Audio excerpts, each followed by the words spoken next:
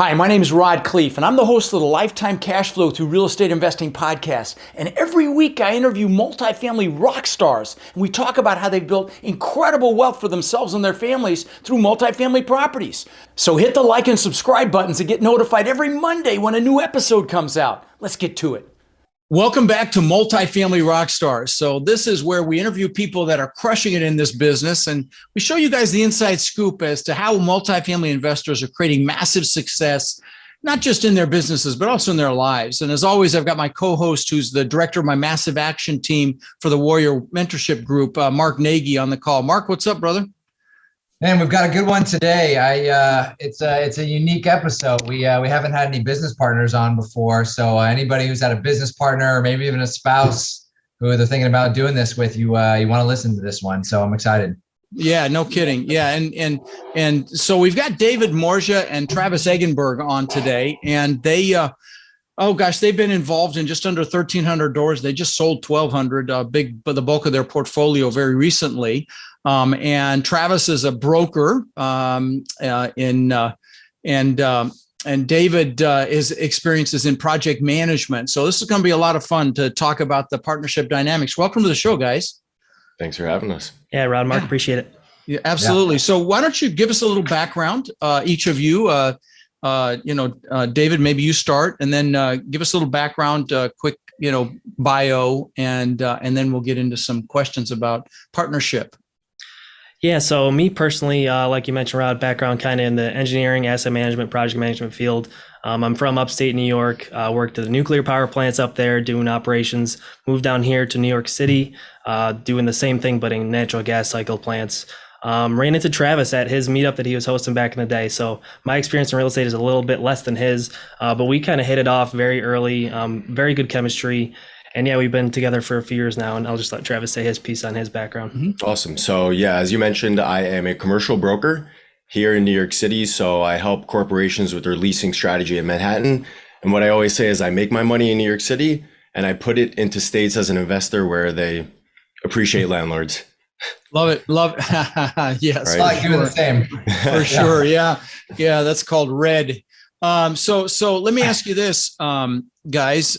You met so you had a meetup, Travis. Is that right?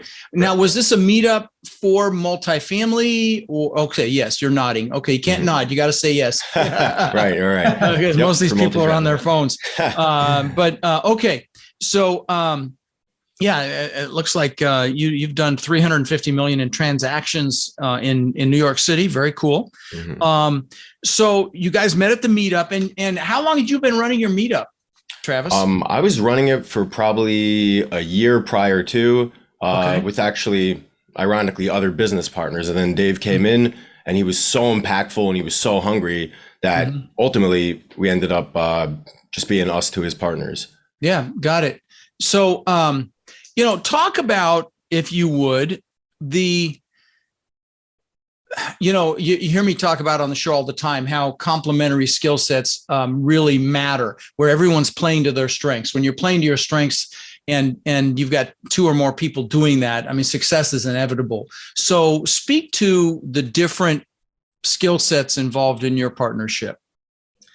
Yeah, I mean, it's so easy when you pick the right partner, in my mind. I've had different partners in my life across my career and everything, and when something clicks, it kind of just clicks.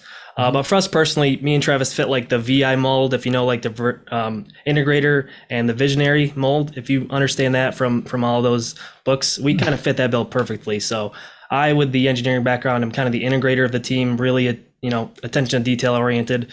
And Travis is kind of the high level guy, looking at the big picture, big relationships, all that jazz. So with that in mind, we kind of just naturally fit in those buckets, which helps a ton. So basically you're the analytical.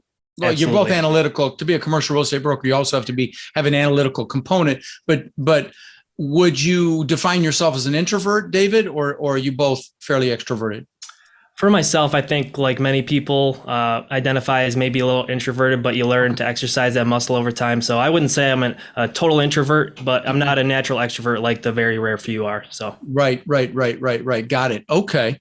And so do you find, David, that you're doing more, the deep underwriting, and Travis is out there building relationships, finding deals? Is that, you're nodding? Don't stop nodding. Yeah. I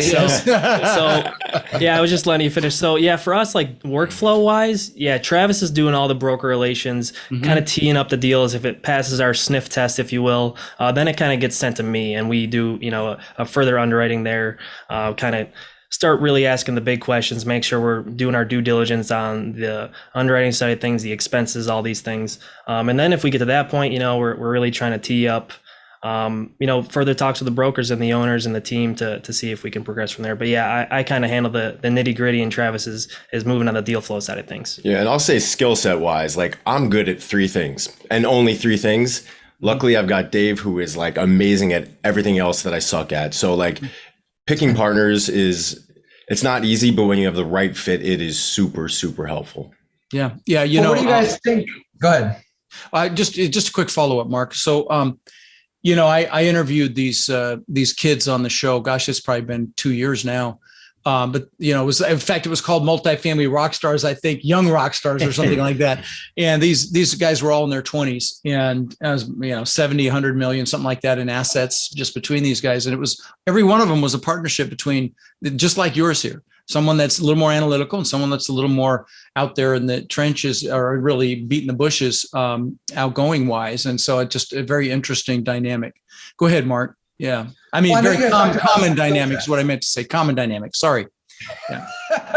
That's all right. What do you think are the questions for people that are listening that, haven't gotten a partner, any sort of business partner yet? What do you guys think are some good questions that they should be asking these potential business partners to see if they're the right fit for them? To me, the first thing is do you like the person? Do you just vibe with the person?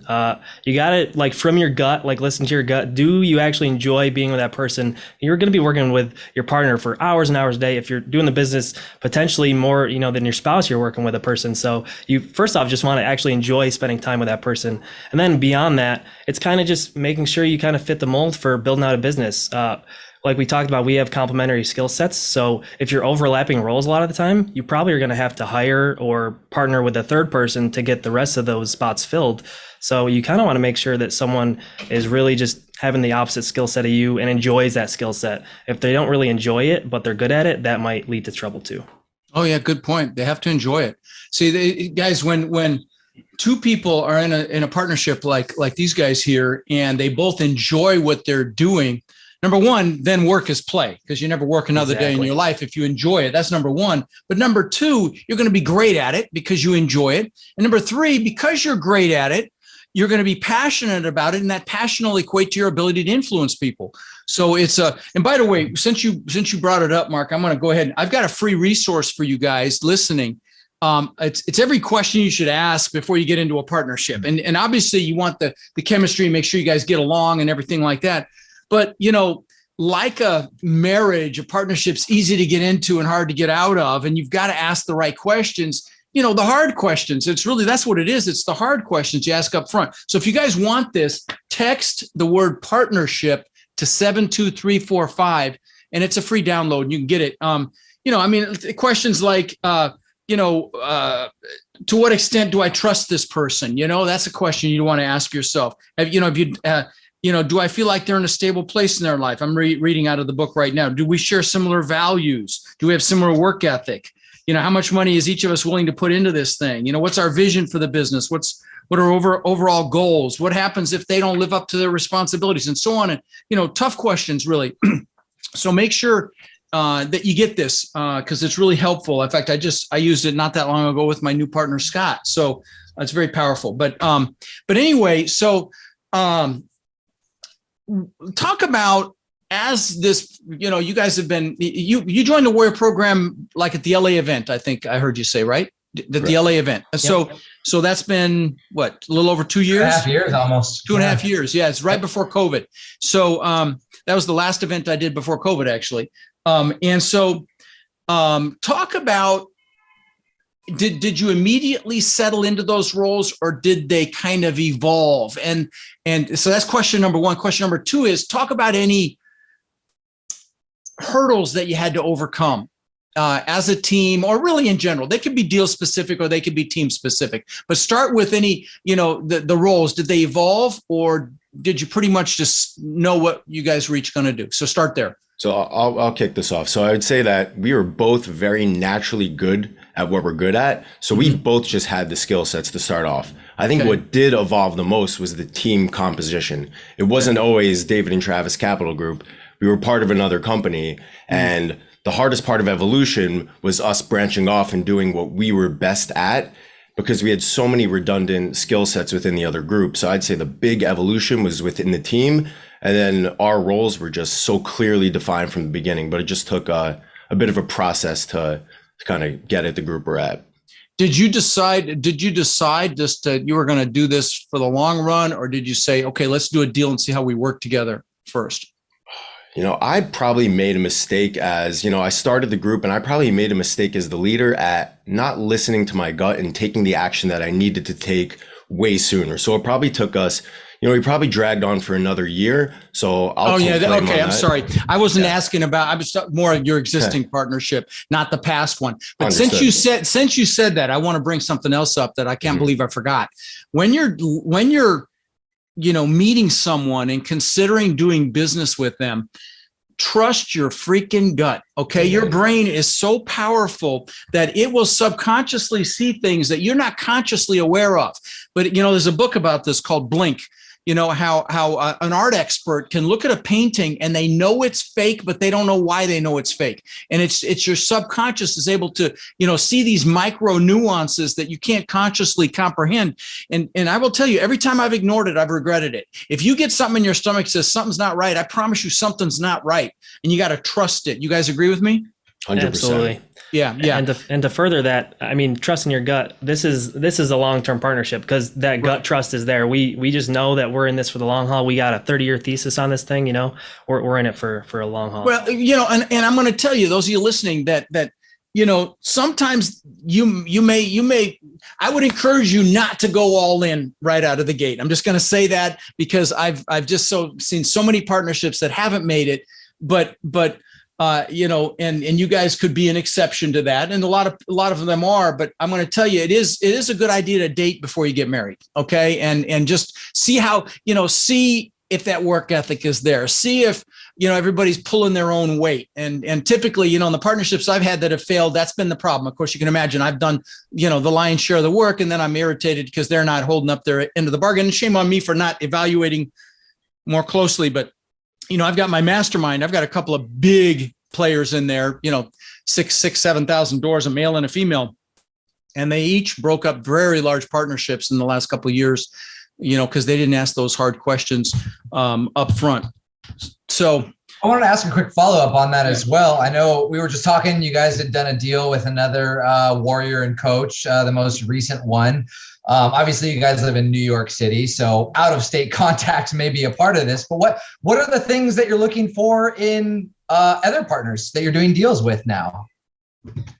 Yeah, I guess for like external partnerships, it depends on what, where the deal's coming from. If it's something we source, I mean, we look primarily in Florida right now, Central Florida. If it's a deal in Florida, we're going to be looking for maybe capital partners or some other maybe net worth requirements or something to help close out the deal. But we also rely on a lot of our external partnerships to bring in deal flow from other states that we don't have as much expertise in and we don't have boots on the ground in.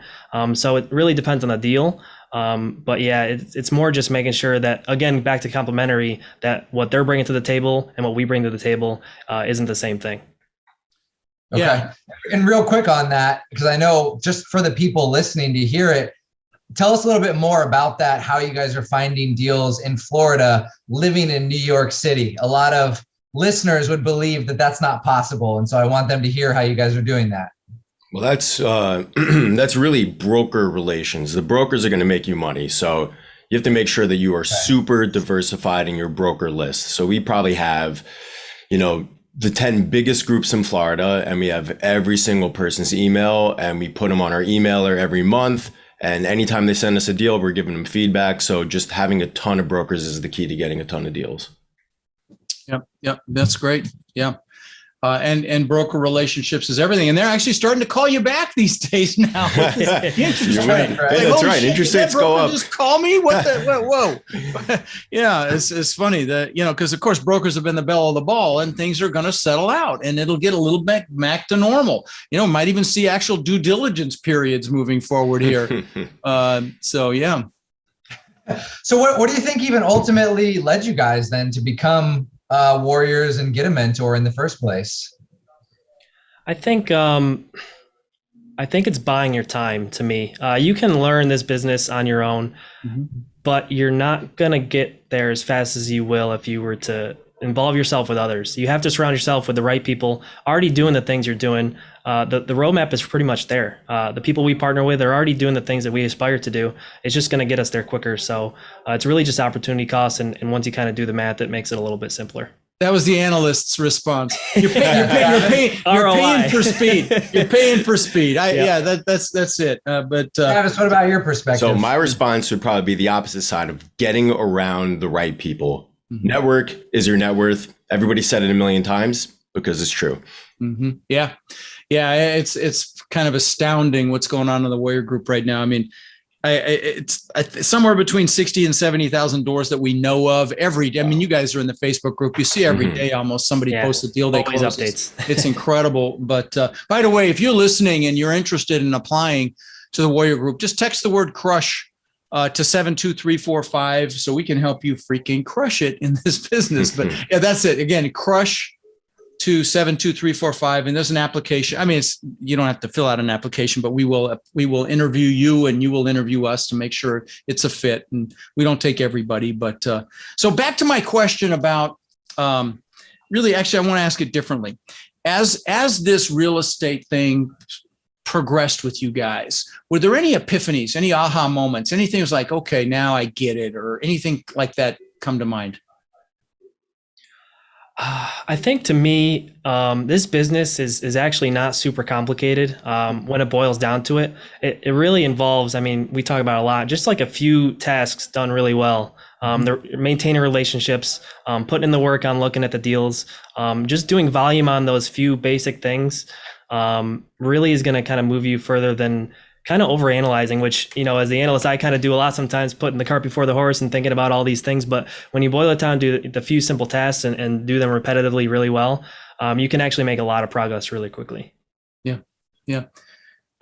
Any talk about any setbacks or, what I call them, seminars, or any time you got, almost got your nose bloodied or got your nose bloodied, and maybe if there's a lesson in it that you could share. Anything come to mind when I ask that question?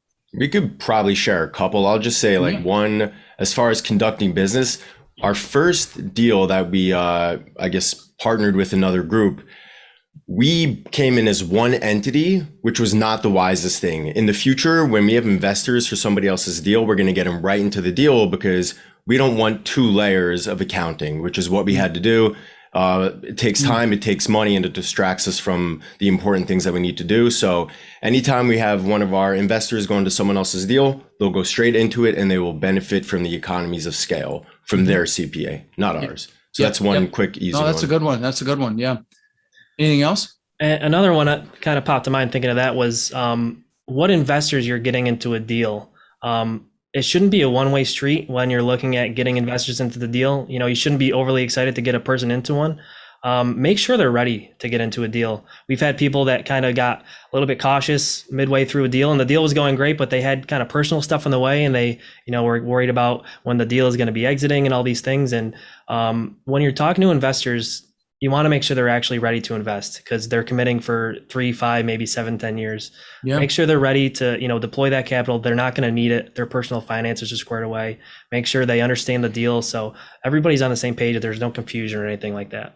Yep, we've had to buy out a couple partners. So wow, you can ask us how we know. Yep. That's they're joking because at my boot camp, I sell shirts that say #ask me how I know, because I've made every mistake known to man, and don't do that. Ask me how I know. Well, listen, and let me put in a little kind of an exclamation mark on what you just said. Managing your investors can be harder than managing your asset. And so if you've got somebody that's a pain in the butt, they're questioning your fees, they're squirrely, just say next. Life is too freaking short because you're going to be in bed with them for, like you said, 3, 5, 7, 10 years. So what words of wisdom would you guys give to someone that's sitting here looking at this, maybe scared, fearful, afraid of taking some action, maybe caught in analysis paralysis? What words of wisdom would you share with someone like that about this business? I'll say one quick thing, and that is to never quit. If you just have that in your mindset and you never quit, you will succeed. Yeah. How about you, Dave? Well, to add on to that one before mine, my favorite analogy, I'm a hockey guy, right? So I used to also coach the little guys, little tykes, the little 4-year-olds. The very first thing we teach them. Are you going to say Wayne Gretzky's quote? No, not the 100 shots quote. A little bit more niche. Okay. The first thing we teach these little guys is how to fall. Fall on your knees, not on your head. Because if you try to not fall, you'll actually hit your head on the ice and hurt yourself way more. Wow. So if you learn to fall forward, that's the best thing you can do, because then you're not scared of failing. You're not scared of falling. So that's kind of like the sports analogy I like to take is, that's good. Be scared. Don't be scared to fail, and just fail the right way. So. Oh, I like that. I like that a lot. Wayne Gretzky's got that thing. He goes where the puck's going. And I thought maybe you're going to say something about the market because that would have been really good actually. It's funny. I know you talked about this business just nailing down. You said volume of underwriting deals. I saw a story of Warrior the other day, right? Just got her first deal. She said it took over 170 deals of underwriting to get her first deal, but she did it in 6 months. So that's, seems like a short time, but imagine the work that went into that. That was a beautiful asset too, if I recall. Yeah. So, now you derailed my thought. Oh, and I was going to say something so brilliant too. I'm sure it was brilliant. Oh yeah, I ruined the moment. I'm sure I did. But no, I know you kind of nailed it down to those things, right? Raising money, analyzing deals. But for you guys, whether it's your skill sets or just the way you've set up your business, what do you think are some pieces of your business that you think are not easily replicated by somebody else that you guys bring to the table? I would say what makes us special, again, is the partnership. And I think that's the selling point for every business or partnership is the team. Every team is special in their own way. And I think finding that voice for your team, being able to sell that, not even sell, but just relay that message to a person you're talking to, doing business with, whether it's an investor or a partner, et cetera. Knowing what that message is for you as a team is good. And I mean, we really lean in on what makes us unique. And I think our dynamic tends to, excite the people we talk to. They seem to just like us because they see how excited we are to work with each other. So if they see that, why wouldn't they be excited to work with us too? Yeah. It's that passion. It's that passion. Absolutely. If you're loving what you're doing, it's going to come out as passion, and people want to be around passionate people. They just do. It's exciting, so I remember what I was going to say, and that is, guys, we're heading into a recession, and if there was a time to learn this business, it is right freaking now, so you can capitalize on it, because there will be exponential opportunities for people that don't get caught up in the fear and the media and all the crap that the media is going to throw out there here before too long. So you guys agree? Absolutely. Yeah. Yes. Okay. You hesitated. You don't agree? You don't agree that to an extent. Okay. Well, okay. Come back at me. There's opportunity in real estate everywhere. Oh, it doesn't have to take anytime. a recession. Yeah. Okay. Gotcha. No, I agree with that too. We're looking at deals right now, but hold on, Mark. Hold on. So, but there will be exponential opportunities as things soften, and there will be deals. I mean, I can't tell you how many people I've had on my podcast, that have, 5, 6, 7,000 doors that started in 9, 10, and 11. Okay. And so, there now, hopefully it's not going to be as bad as back then. I don't think it is. In fact, I just did a Facebook Live on this, but so my point to that is, you guys went to my LA boot camp. Was it worth going to? Of course. We love these events. Excellent. Yeah. Okay. All right. So guys, I've got one coming up in July. And if you're serious about this business and you want to capitalize on what's coming, or just get into building your own freaking net, legacy, then you need to be there. And the pricing is incredible. So what were you going to say, Mark? Well, I was just going to say something genius as well, you know. Man. No, I was going to agree with you actually, is that, people think recession a lot of times. I just want to add that doesn't mean 2008 housing bubble crash, right? There's so much demand right now. There might be a correction. That doesn't mean it's going to be the next 2008. A recession technically just means 2 fiscal quarters that are negative in GDP. And so that doesn't mean we're going to be crashing. It means things are changing, but that doesn't mean let's all run for our lives and be afraid of real estate, right? Because a lot of times when people hear recession, they think, oh, 2008. And so I wanted to add that in, that's let me say something. Yeah, let me say something. Employment in this country, unemployment is next to nothing. Everybody needs to hire people right now. You see ads, and that's a big piece of this. Also, housing. There's such a huge need for housing right now. We're way less housing units than we have. I mean, a lot more people than we have housing units for. So it's completely different than 08 and 9, and which is why pretty much anybody that's really knowledgeable, like the CEO of Bank of America, Wells Fargo, Fannie Mae, all say it's going to be mild. But this is a natural part of economic growth. My point is that it will soften and there will be opportunity for sure. Okay, so. And we're looking at deals right now. We just did a pipeline an hour ago, going through several deals here in Florida and in Kentucky. So, there are deals now. If they pencil out, you just need to be conservative right now because the debt market's so weird right now. And, and pretty much the bell of the ball debt is bridge debt, which is adjustable. So you just have to make sure you're, doing your numbers properly and not being aggressive. But there's incredible opportunity. So let me ask you guys, what's the why for you guys? Tell me what each of your whys are. What's driving this? What's the motivation? My personal why is, I guess it's multiple layers. I like to serve in general. I love to teach first off. So everything I learned in this business, I try to give back to anybody I can touch. So that's a big thing for me. So that's one of my gives. The other one for me is for my family. My background isn't much different than anybody else's, but I've seen, multiple family members who are working later than they need to work to, retire late and all these things. And I don't want that for anybody else in my family personally. So trying to do my best there. And I guess the third one is really just to build something kind of bigger than myself. I think there's something about building something that's more than just the sum of the parts that it drives me every single day. It gets me out of bed. So that's kind of my 3. Love it. How about you? I agree with Dave 100% on those ones. One thing I want to add to that is the sport of real estate is fun. Mm-hmm. I used to play a ton of basketball. I'm not as young as I used to be, and I'm not going to get better at basketball every single year, but I will get better at real estate, and it's an excellent sport to play, and it is fun. It's a game. If you treat it like that, it makes it even more fun. So great advice. All right. Well, listen, I really greatly appreciate you coming. Actually, you know what? Let me ask you one more question. Well, you guys haven't been at this that long, so that question doesn't apply. My normal one, if you could go back in time and tell your 18-year-old self something. Well, tell me what you guys would tell your 18-year-old self about this business specifically. Is there anything different? Did you guys start in single family, start smaller? How did you? No, started big. You didn't. You started big. Okay, yep. So you guys are anomalies. Is there any advice that you'd given your 18-year-old self if you could go back? Yeah, invest in real estate right now. Right now, buy hand over fist everything I can. Yeah.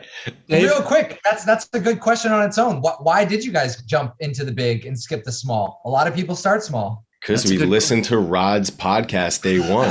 Easy. Because I asked this same freaking question every single time. That's why. I love it, guys. Well, I appreciate that for sure. And good for you. That's awesome. Well, listen, I appreciate it. Having you guys on the show. You've added tremendous value. I don't know if you can make it to Denver. Would love to see you if you can. If not, we've got our next Warrior Only event in October here in Sarasota. So hopefully we'll see you guys at one or both of those. But 100%. Thank you for having us, Rod. All right. It's great to Mark, see you. thanks, guys. Take care. Rod, I know a lot of our listeners are wanting to take their multifamily investing business to the next level. Now, I know you've been hard at work helping our Warrior students do just that using our ACT methodology, which is awareness, close, and transform. Can you explain to the listeners how they can get our help? You bet. Guys, we've been going nonstop for 3 years, building an amazing community of like-minded people. And our coaching students, which we call our warriors, have had extraordinary results. They've purchased thousands and thousands of units. And last year we did over 1,000 units with our students. And we're looking to grow this group and take it to the next level. We're looking for people who want to follow a proven framework that's really step by step, and then leverage our systems and network to raise equity, to find and close deals, and to build partnerships nationwide. Now, our warrior community is finding success in any market cycle. So if you're interested in finding out more about how you can become more of our incredible network and take advantage of the incredible opportunities that are coming very soon, apply to work with us at mentorwithrod.com or text CRUSH to 72345, and we'll set up a call so you can check us out and we can check you out.